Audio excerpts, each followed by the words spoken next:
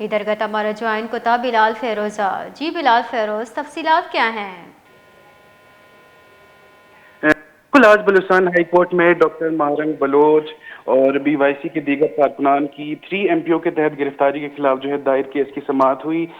جس کی سماعت جو ہے جسٹس اعجاز احمد سواتی اور جسٹس محمد عامر نواز رانا پر مشتمل ڈبل بینچ نے کیس کی سماعت کی۔ مہرنگ بلوچ کی بہن کی جانب سے جو ہے ان کے وکلاء کامران مرتضی، عمران بلوچ، راہب بلیدی اور دیگر بھی پیش ہوئے۔ عدالت کی جانب سے جو ہے اس موقع پر درخواست گزار کے وکلاء کو جو ہے آرٹیکل 5 کے تحت حلفیہ بیان جمع کرانے کا کہا گیا، جس کے بعد جو ہے جو کیس کی سماعت ہے وہ آدھے گھنٹے کے لیے ملتوی ہوئی اور جو درخواست گزار کے وکلاء تھے وہ ہودہ جیل روانہ ہوئے، جہاں پر انہوں نے جو ہے ڈاکٹر مہرنگ بلوچ سے حلفیہ بیان لینا تھا۔ اس کے آدھے گھنٹے کے بعد جو ہے دوبارہ سے کیس کی سماعت شروع ہوئی، جس کے بعد جو ہے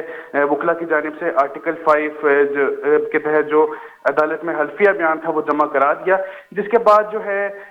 حلف بیان جمع کرانے پر کے بعد جو ہے ایڈوکیٹ جنرل عدنان بشارت نے حلفیہ بیان پر مختلف قسم کے اعتراضات بھی کیے۔ اس کے بعد جو ہے عدالت نے فریقین کے وکلاء کی جانب سے بحث کے بعد جو ہے درخواست پر فیصلہ محفوظ کر لیا ہے، اور عدالت کے احاطے میں کونسل کے وکیل کامران مرتضی ایڈوکیٹ کی جانب سے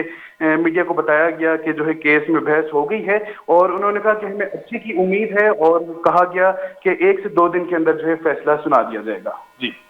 بہت بہت شکریہ۔